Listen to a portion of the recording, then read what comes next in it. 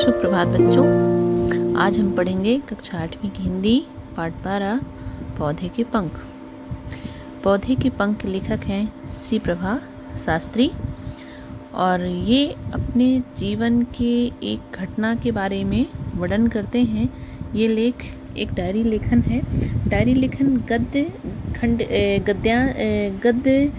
लेखन की एक विधा है और इसे लिखने के लिए कोई विशेष नियम नहीं है। डायरी जीवन की कोई घटना, अपने रोज की दिनचर्या या कोई घटना जो स्मृति के रूप में रहती हैं उन्हें भी लिखा जा सकता है, या लेखक जिन स्मृतियों को लिखना चाहता है उन्हें लिख सकता है। क्रमशः वर्णन करता है। जिन स्मृतियों को बताना चाहता है, लिखना चाहता है, उनका वह क्रमशः वर्णन करता है। डायरी लेखन ये पौधे के पंख भी एक डायरी की विधा ही है, गद्य लेखन की विधा ही है। और डायरी लेखन में सबसे पहले डेट डाली जाती है, दिन भी डाला जा सकता है, महीना भी डाला जा सकता है और सन भी डाला जा सकता है। ठीक है। अब इसमें लेखक इसमें क्या लिखते हैं? लेखक की बहन की शादी थी और लेखक की प्यारी सखी का लड़का लेखक के घर आया हुआ था। लेखक के यहाँ उनके सखी के लड़के के आने के बाद अपने बारे में अपनी वास्तविकता कैसे पता चलती है, उसे कैसी कैसी भावनाएं अपने लिए आती हैं। कभी वो अपने लिए हीन भावना महसूस करता है तो कभी कभी उसके अंदर एक उड़ने का भाव जागृत होता है। उसे लगता है कि मुझे मेरी माँ और दादी और उसके परिवार वालों ने इतना प्यार से पाला पोसा, इतना ज़्यादा सहेज के रखा कि मुझे बाहरी दुनिया के बारे में कुछ पता ही नहीं है। और जो सखी का लड़का है उसको बहुत ज़्यादा आज़ादी मिली, उसके माता पिता बहुत बंदिश में रखे नहीं हैं, इसलिए उसे बाहर की दुनिया के बारे में बहुत पता है। वो खूब खेलता है, कूदता है, ज़्यादा खाना पीना खाता है, हष्ट पुष्ट भी है।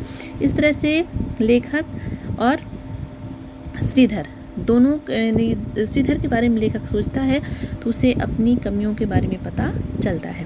तो चलिए बच्चों देखते हैं कि लेखक कैसे कैसे श्रीधर से मिलने के बाद कैसी कैसी बातों को सोचता है, क्या समझने का प्रयास करता है, कैसी भावनाएं उसके मन में जागृत होती हैं। ठीक है। तो पौधे के पंख, आपके इस पाठ का शीर्षक है पौधे के पंख।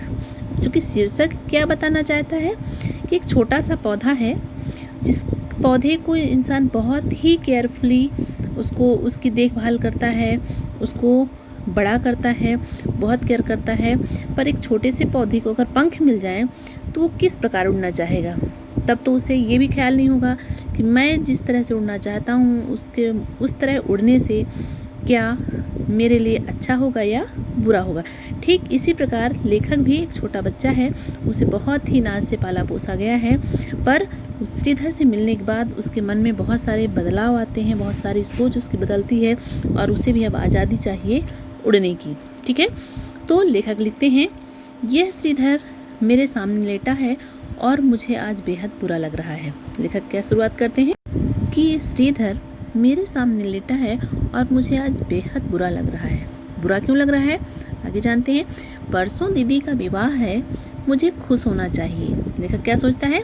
श्रीधर को देखकर कि ये मेरे सामने लेटा हुआ है और इसे देखने के बाद मुझे बुरा लग रहा है, अच्छा नहीं लग रहा है, और आने वाले दिन में परसों ही मेरी दीदी का विवाह है, मुझे खुश होना चाहिए।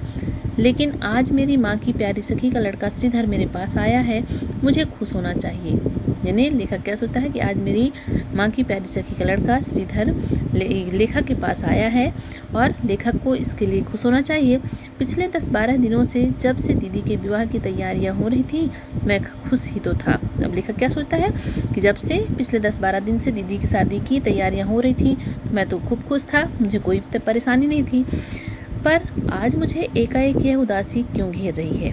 लेखक क्या लिखता है कि अचानक श्रीधर से मिलने के बाद लेखक का मन उदास क्यों हो रहा है, क्यों उदासी से घिर रहा है, क्यों आज सारे दिन मेरा कुछ भी खाने को जी नहीं किया।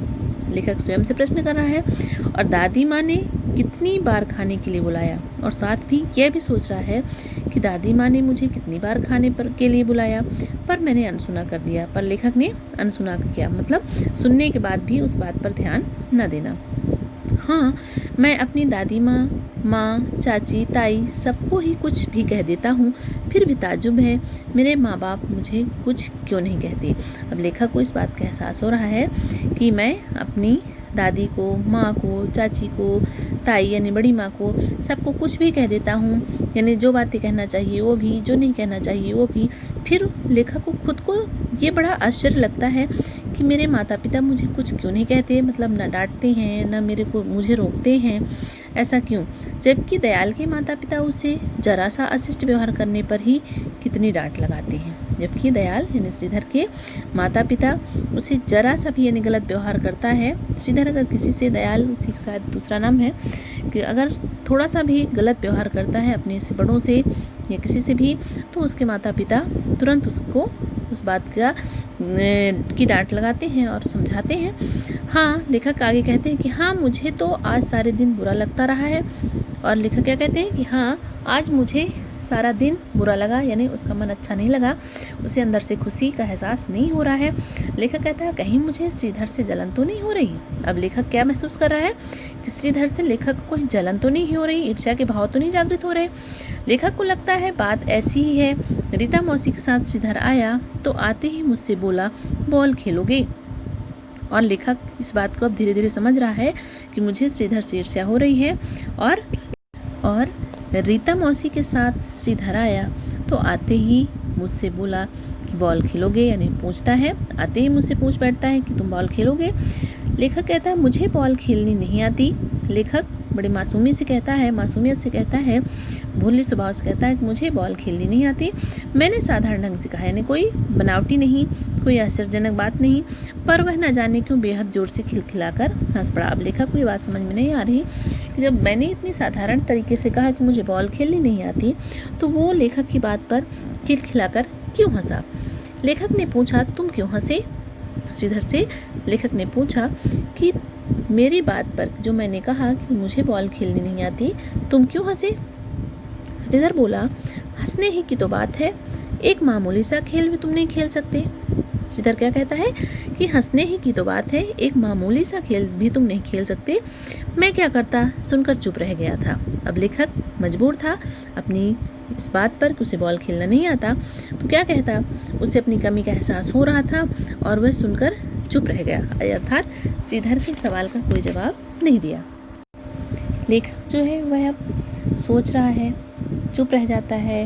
लेखक श्रीधर की बात का जवाब नहीं दे पाता, क्योंकि लेखक अब उतना फ्रैंक नहीं है, कहना चाहिए उतने खुले विचार ज़्यादा लोगों से संपर्क नहीं कर पाता, इसलिए वो उतना श्रीधर के बराबर कुछ भी बात को सुनने या समझने की क्षमता नहीं रखता। छोटी सी बात को लेखक समझ नहीं पा रहा कि आखिर श्रीधर मेरे इस बात पर कि मुझे बॉल खेलनी नहीं आती हंसा क्यों। आखिर ऐसी क्या बात है, ऐसी कौन सी बात, ऐसी इस बात में ऐसी क्या चीज़ है कि मुझे बॉल खेलना नहीं आता। श्रीधर हंसा, और आखिर हंसा तो क्यों हंसा, ये बात लेखक को अच्छी तरीके से समझ में नहीं आ रही है और लेखक चुप रह जाता है। सचमुच मुझे कुछ खेलना नहीं आता। अब लेखक पहले तो चुप रह जाता है, फिर अपने मुँह में ही सोचता है कि क्या सचमुच मुझे कुछ खेलना नहीं आता। दादी माँ और ताई कोई भी तो मुझे खेलने नहीं देती। और क्या सोचता है कि मुझे कुछ खेलना नहीं आता, इसका कारण हो सकता है कि दादी माँ या ताई कोई भी तो लेखक को कुछ खेलने नहीं देती।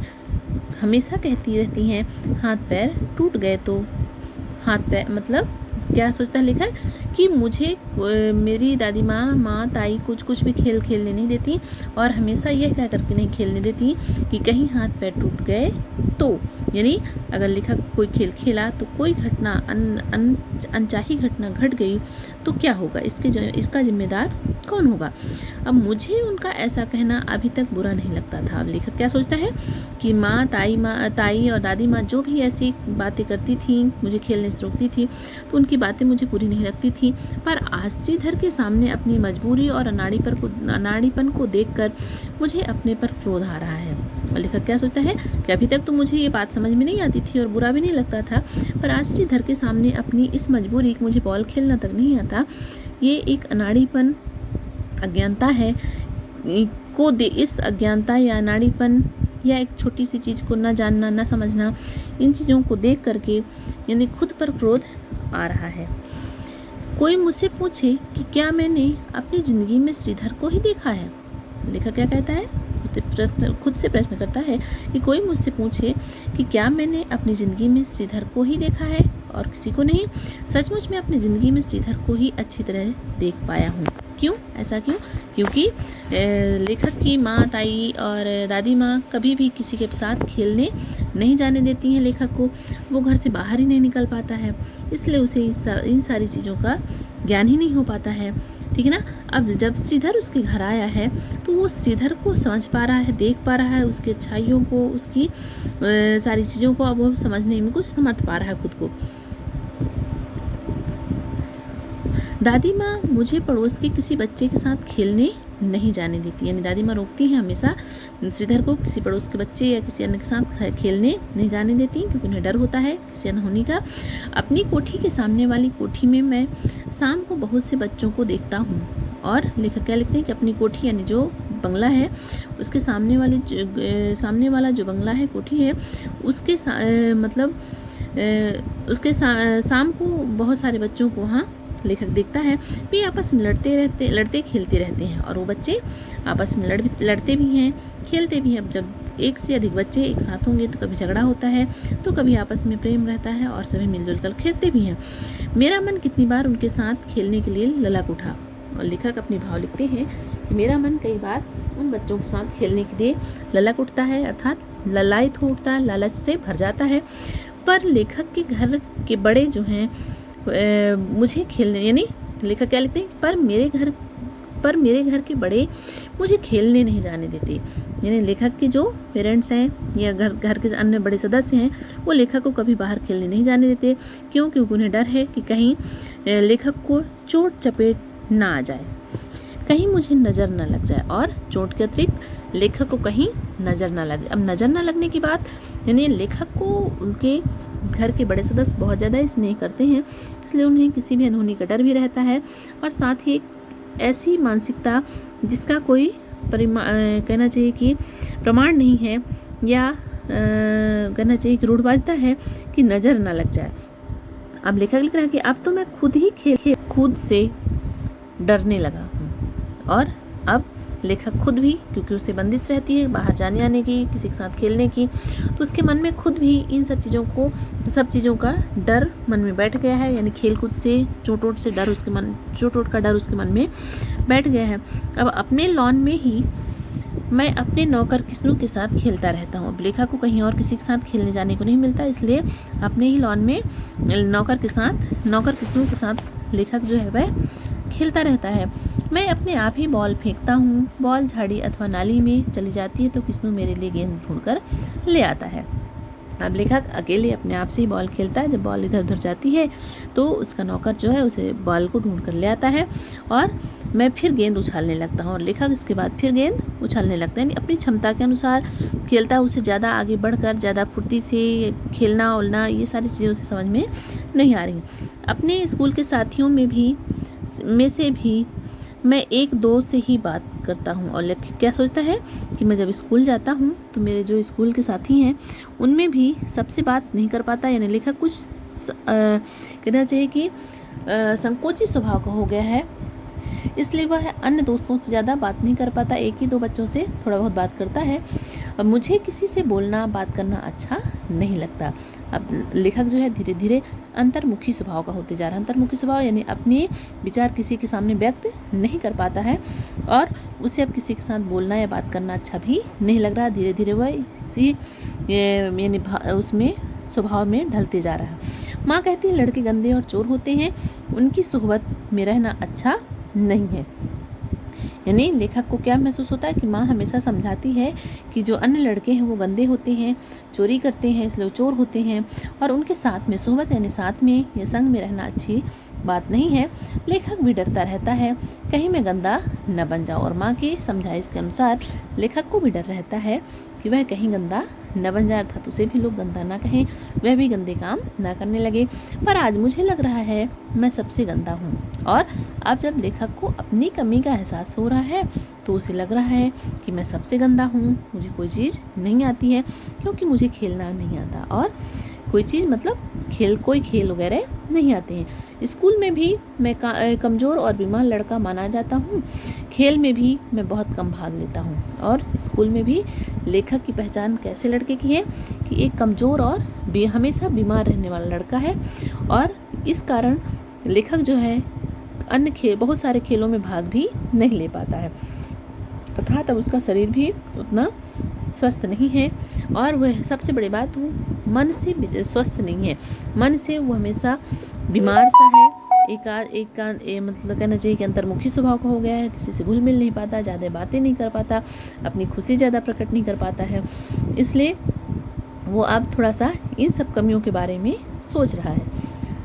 अब पर आज श्रीधर को देख रहा हूँ तो मुझे अपने पर ही न जाने क्यों झुंझलाहट आ रही है। और अब जब लेखक को अपने बारे में एहसास हो रहा है तो उसे अपने आप पर ही झुंझलाहट आ रही है, अपने आप पर ही क्रोध कर रहा है। श्रीधर ने आज मुझसे कहा था, चलो हमें अपना शहर घुमा लाओ। और अगली घटना कि श्रीधर ने लेखक से कहा, आज ही कहा कि चलो उसे शहर घुमा लाओ, अर्थात क्योंकि श्रीधर दूसरे शहर आया हुआ है, लेखक के शहर आया हुआ है, और उसके यानी श्रीधर को लेखक के शहर के बारे में जानकारी नहीं है, और उन्हें लगा कि श्रीधर यहाँ रह रहा है तो इसके बारे में, इसको शहर के बारे में जानकारी हो, इसलिए घूमने की बात करता है। लेखक जो है वह सहमी सहमी निगाहों से उसे देखता रहा। सहमी निगाहों से देखना मतलब कुछ डरी हुई नज़र से देखना। श्रीधर की माँ ने मेरी माँ से कहा तो माँ ने कानों पर हाथ रख लिया। और श्रीधर की माँ जब लेखक को बाहर जाने की बात कहती है तो माँ कानों पर हाथ रख ली। कानों पर हाथ रखना मुहावरा है, अर्थात बात को अनसुना करना, ठीक ना, या किसी की बात पर ध्यान न देना। तुम सचमुच आज मेरी शामत बुलाओगी? और फिर बाद में क्या कहती है कि क्या तुम सचमुच आज मेरी शामत बुलाओगे, अर्थात मुझे किसी कहना चाहिए कि बुरी परिस्थिति में फंसाओगी। इसकी दादी माँ और इसके पिताजी तो कभी से अकेले घर से बाहर पैर भी नहीं रखने देते। श्रीधर की माँ चुप रह गई थी, पर मुझे लज्जा आ गई। और लेखक क्या कहता है कि माँ की बात सुनकर श्रीधर की माँ तो चुप रह गई, पर मुझे स्वयं को लज्जा आ गई, शर्म आ गई। मैं क्या कांच का बबुआ हूँ जो मुझे ये सब लोग यूँ छिपा कर रखते हैं। और लेखक अपने बारे में सोचता है कि मैं क्या कांच का कोई गुड्डा हूँ, कोई खिलौना हूँ जो इस तरह से मुझे सब छिपा के रखते हैं कि थोड़ा सा भी चोट लगेगी तो टूट जाएगा। मैं जानता हूँ पिताजी कभी कुछ ना कहें यदि ये लोग मुझे खुला छोड़ दें, पर पिताजी को कुछ पता ही नहीं चलता। और लेखक को लगता है कि पिताजी उसके बारे में उसे कुछ ना कहें, अगर यानी पिताजी कुछ ना कहें, अगर माँ लोग जाने की इजाज़त दे दें। और इसके अलावा तो पिताजी को कुछ पता ही नहीं चलता। क्यों? क्योंकि वो सारे दिन कचहरी में रहते हैं, कोर्ट में रहते हैं। शाम को मोटर में बैठकर क्लब चले जाते हैं, और कचहरी से आने के बाद शाम को क्लब चले जाते हैं। हाँ, सुबह शाम मुझे घर में देख लेते हैं। और पिताजी से कितनी मुलाकात होती है, सुबह शाम पिताजी जो हैं वह लेखक को घर में देख लेते हैं, तो उन्हें अच्छा लगता है। बस इतना ही मैं जानता हूँ। यूँ पिताजी से मैं कम ही बात कर पाता हूँ। और पिताजी के बारे में लेखक को ज़्यादा पता नहीं है, और फिर भी लेखक वैसे तो पिताजी से कम ही बातें कर पाता है। 25 जनवरी 1962। अब 25 जनवरी 1962 की घटना है। मैं क्या करूँ, मुझे आज बहुत बुरा लग रहा है। श्रीधर ने मेरे सारे खिलौने देखे और फिर खिल्ली उड़ाते हुए कहा। लेखक क्या कहता है कि मैं क्या करूं, मुझे आज बहुत बुरा लग रहा है। श्रीधर ने मेरे सारे खिलौने देखे और फिर खिल्ली उड़ाते हुए कहा। यानी श्रीधर जो है लेखक के सारे खिलौने देखता है, उन्हें उनके बारे में समझता है, और फिर लेखक की खिल्ली उड़ाता है, अर्थात लेखक का मजाक उड़ाता है। और मजाक उड़ाते हुए कहता है, तू यार इन छोटे छोटे खिलौनों से कब तक खेलता रहेगा। यानी अब लेखक के घर श्रीधर को आए हुए 2 दिन हो गए, ठीक है ना। अब लेखक जो है और श्रीधर कुछ ज़्यादा ही घुल मिल रहे हैं। अब जितना ही घुल मिल रहे हैं, जितना ही श्रीधर लेखक से बातें कर रहा है, उतना ही लेखक को अपने बारे में, अपनी कमियों के बारे में एहसास हो रहा है। अब जब लेखक के छोटे छोटे खिलौने जो लेखक घर के अंदर ही खेलता है, उन्हें श्रीधर को दिखाता है। श्रीधर देखता है और उनकी खिल्ली उड़ाता है। खिल्ली उड़ाना, किसी का भी मजाक उड़ाना।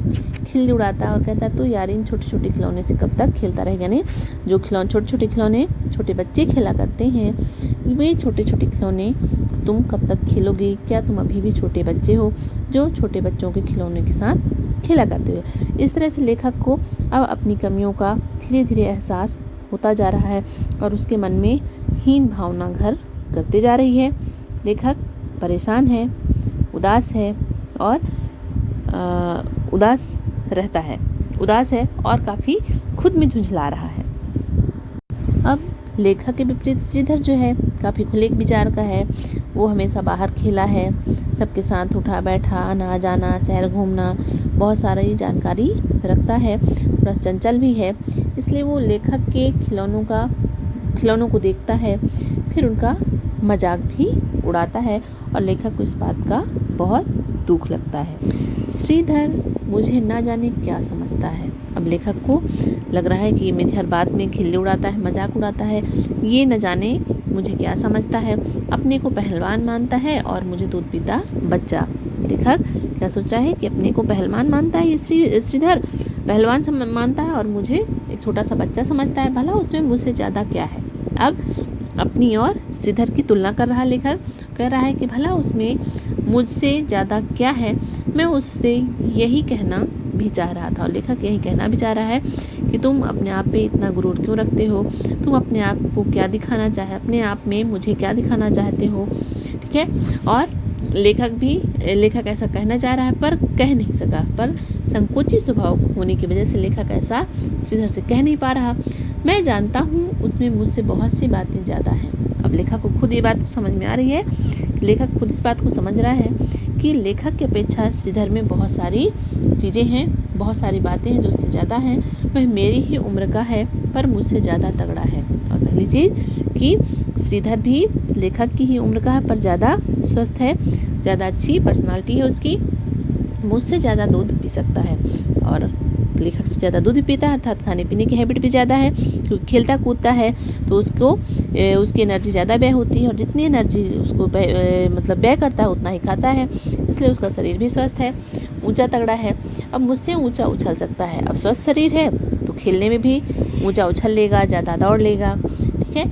कह रहा था वह घोड़े पर भी चढ़ सकता है और लेखक सोच रहा है कि श्रीधर तो मुझसे कह रहा था कि वह घोड़े की सवारी भी कर सकता है, उस पर भी चढ़ सकता है।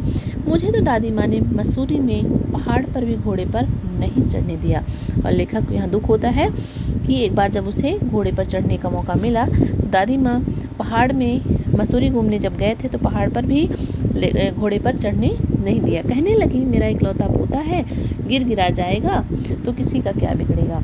और क्या सोचता लेखक कि उसकी दादी कहने लगी, जब घोड़े में बैठने की बारी है दादी कहती हैं कि मेरा इकलौता पोता है, कहीं गिर जाए तो कहीं चोट वगैरह आ जाए तो किसी का क्या जाएगा, किसी का क्या बिगड़ेगा, मैं ही हाथ झाड़ कर रह जाऊंगी और जाएगा तो सिर्फ मेरा यानी दादी को ही नुकसान उठाना पड़ेगा।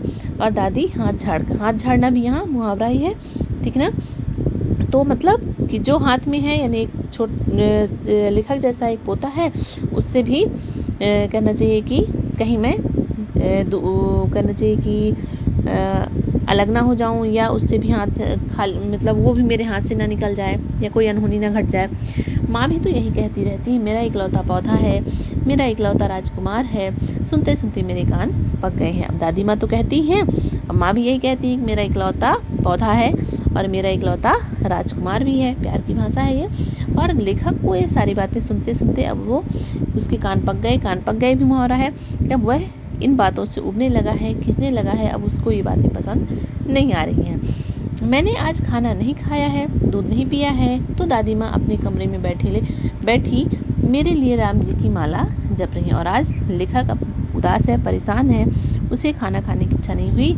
तो दादी इस बात से परेशान होकर करके अपने कमरे में बैठी हुई माला जप रही हैं, अर्थात भगवान के लिए अपने पोते के लिए जाप कर रही हैं। ईश्वर से उनकी कृपा उनके पोते पर बनी रहे इसके लिए वो पूजा पाठ कर रही हैं।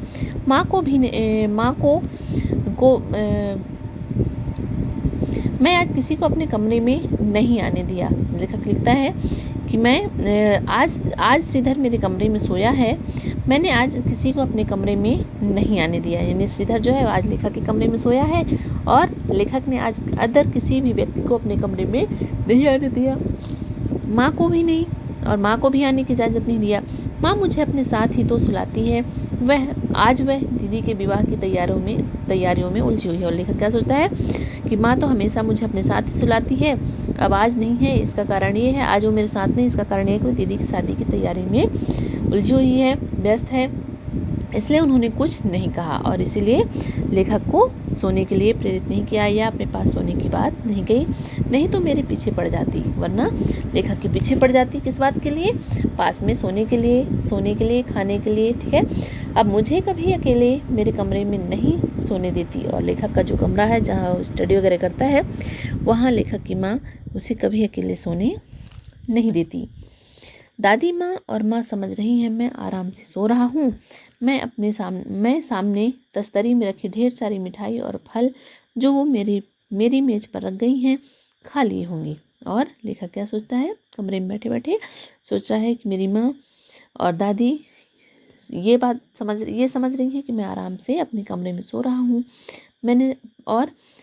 सो रहा हूँ। इसके पहले लेखक ने उसके कमरे में रखी गई तस्तरी ट्रे थाली में जो ढेर सारी मिठाइयाँ लेखक के लिए रखी हुई हैं और फल, वो सब लेखक ने खा लिया है और वे क्या जाने कि लेखक ने इनमें से एक भी चीज़ नहीं छुई। क्यों? क्योंकि लेखक आज परेशान है, उदास है, इसलिए उसे भूख प्यास नहीं है और उसने कुछ खाया भी नहीं है। मैं बराबर जाग रहा हूँ, मुझे नींद नहीं आ रही है। लेखक लिखता है कि सब सो गए हैं पर मैं बराबर जग रहा हूँ, मुझे बिल्कुल नींद नहीं आ रही और मैं यह डायरी आज बिल्कुल पहली बार लिख रहा हूँ। और यह भी कह रहा है लेखक कि यह डायरी आज पहली बार लिख रहा है। लेखक अपनी खुली खिड़की में से मुझे आज पूरा चांद चमकता दिख रहा है। और लेखक आज अपने कमरे में है, देर रात तक जग रहा है और देर रात तक जगते हुए डायरी लिख रहा है, इसलिए आसमान पे पूरा चांद चमक रहा है जिसे लेखक आज पहली बार देख रहा है। देख रहा है, बिल्कुल पहली बार ही तो मैंने इसे देखा है और मुझे आज बेहद प्यारा लग रहा है। और लेखक, क्योंकि इसके पहले लेखक पहले ही सो जाता है, माँ या दादी माँ उसे ज़्यादा रात जैसे शाम ढलने के बाद ही सुला देती, इसलिए चांद वगैरह के बारे में नहीं देख पाता, चांद को नहीं देख पाता, उसको नहीं समझ पाता। और आज देर रात तक जग रहा है, जब पूरा चांद आसमान पे चमक रहा है तो लेखक चांद को देख रहा और आज लेखक को वह चांद बहुत प्यारा लग रहा, बहुत अच्छा लग रहा है। और सोचता है इसे इसकी माँ ने इतने बड़े खुले आसमान में अकेला खेलने को छोड़ देती है, रोकती नहीं है। और लेखक सोच रहा है चांद के बारे में कि चांद की माँ जो है वह इसे इतने बड़े आकाश में अकेला छोड़ देती है खेलने के लिए, क्या उसे उसकी माँ कभी नहीं रोकती है? काश मेरी माँ मुझे इसी तरह अकेला छोड़ देती। और लेखक क्या सोचता है? लेखक के मन में आज़ादी के भाव जागृत हो रहे हैं। वो माँ, दादी माँ, ताई माँ, जो भी घर के सदस्य हैं, उनके बंधन से अब आज़ादी चाहता है। इसलिए उसे लगता है कि काश मेरी माँ भी मुझे इसी तरह अकेला छोड़ देती, चांद की तरह अकेला छोड़ देती। ना मैंने अपनी ज़िंदगी में कभी हरी घास पर चलकर देखा है, ना नदी में नहाकर, ना बारिश में भीगकर। लेखक क्या लिखता है कि मैंने अपनी ज़िंदगी में कभी भी हरी घास पे चलकर नहीं देखा था, तो उसे इतनी आज़ादी नहीं कि वह हरी घास में या घर के बाहर घास जो है बाग बगीचे में कहीं भी जाकर टहल सके, या कहीं नदी में जाकर नहाने की इजाज़त मिली नहीं है उसे, कभी उसने नदी में नहाया नहीं और ना ही कभी बारिश में भीगने की ही इजाज़त मिली, इसलिए वो इस प्रकार का कोई आनंद नहीं ले पा रहा है। मैं क्या करूं? मर जाऊं, कहीं भाग जाऊं या कहीं उड़ जाऊं? यानी लेखक के मन में अब इस तरह के भाव आ रहे हैं कि वह समझ नहीं पा रहा कि आखिर मैं क्या करूं, क्या ना करूं, क्या मैं मर जाऊं या कहीं भाग जाऊं। यानी उसके मन में अब बहुत सारी हीन भावनाएं घर कर गई हैं। अच्छा अब सो जाऊं, नहीं तो माँ और दादी माँ मेरी लाल आंखों को देखकर कल न जाने कितने डॉक्टरों को बुला लेगी। यानी लेखक पहले तो परेशान होता है और खुद से सवाल करता है। उसे लगता है कि मैं क्या करूं, कहाँ जाऊं, कौन सा काम करूं, समझ में नहीं आता, बहुत ज़्यादा परेशान है। फिर सोचता है अच्छा अब मैं सो जाऊं, वरना माँ और दादी माँ सुबह और अगर मैं रात में नहीं सोया तो सुबह मेरी लाल लाल आँखें, यानी क्योंकि नींद पूरी नहीं रहेगी तो आँखें ही बता देंगी इस बात को कि उसकी नींद पूरी नहीं हुई है। तो उसकी आँखों को देखकर लेखक की माँ और दादी माँ पहचान जाएंगी, समझ जाएंगी कि इसको कोई परेशानी है और सुबह ही डॉक्टर को बुलवा लेंगी। उफ, यह कमबख्त श्रीधर कितनी मौज से गहरी नींद सो रहा है। और लेखक जब डायरी लिख करके सोने की तैयारी करता है तो देखता है, उफ यानी अफसोस महसूस होता है कि यह कमबख्त श्रीधर यानी उसका दोस्त जो है वह कितने आराम से मौज की गहरी नींद सो रहा है, उसे कोई चिंता नहीं है, उसे कोई तनाव नहीं है, उसे कोई परेशानी नहीं है, इसे क्या परवाह है, चाहे मैं कभी तक जागूं। और लेखक क्या कहता है कि श्रीधर को मेरी परवाह या चिंता क्यों रहे, चाहे मैं कभी जागूं या सोऊं। यानी लेखक श्रीधर से सोचता है कि इसे मेरी क्यों चिंता होगी, इससे मेरे से क्या पड़ी है जो मेरे बारे में सोचेगा, चाहे मैं सोऊं, चाहे जागूं, चाहे खाऊं, चाहे ना खाऊं। ठीक है, अब मुझ कमज़ोर पिल्ले से बच्चे को यह दोस्त बनाना भी तो नहीं चाहता। अब लेखक हीन भावनाओं से भर गया है और खुद के लिए क्या कहता है, कमज़ोर पिल्ले से पिल्ले शब्द से उपेक्षित कर रहा है, अर्थात अपने आप को ही करना चाहिए कि गलत शब्दों से तुलना कर रहा है। और ये श्रीधर आखिर उसे दोस्त भी क्यों बनाना चाहेगा, क्योंकि श्रीधर और लेखक की कोई तुलना नहीं है, दोनों में बहुत अंतर है। इसलिए लेखक ऐसा सोचता है कि श्रीधर मुझे अपना दोस्त भी नहीं बनाना चाहेगा। तो बच्चों, अब हमारा पाठ समाप्त हुआ और इस तरह से आपने देखा कि लेखक किस तरह से अपनी ही कमियों के बारे में जब समझता है तो खुद ही हीन भावना से भर जाता है, इसलिए इतनी बंदिश उचित नहीं होती है। ठीक है, तो अब उम्मीद है बच्चों कि आपको ये पाठ अच्छी तरह से समझ में आ गया होगा और आप इस पाठ का आनंद भी लिए होंगे, और जो बात आपको समझ में नहीं आई उसे आप मुझसे पूछ सकते हैं। धन्यवाद।